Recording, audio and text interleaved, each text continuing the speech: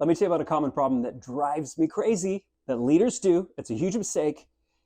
It's that they see relational issues in their team, among people around them, and they don't deal with them. They kind of let them go. They might think they're kind of dealing with them, but they're not actually dealing with them. And those things will just rear their head later and it will be even worse. I've had this a few times, even lately, where a relational thing's happening in a team. They'll reach out and say, hey, I know you do this kind of work to help teams work better together, which I do a ton of to rebuild relationships and trust. And what happens is oftentimes they call, it's in the middle of it. We need to do something. I'll get them some ideas to what to do, maybe a proposal. And this sounds very self-serving to talk about this, but I'll get them a proposal and then they'll go silent. And when I talk to them, guess what?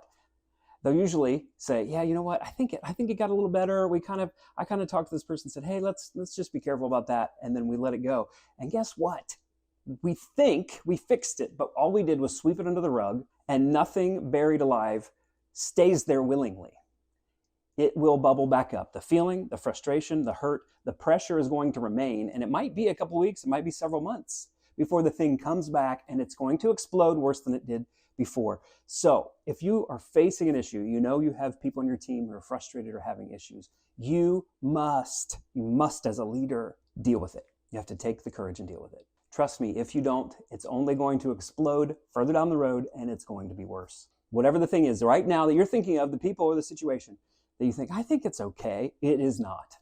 It is not. Take courage and enter into the danger and deal with it. Please deal with it.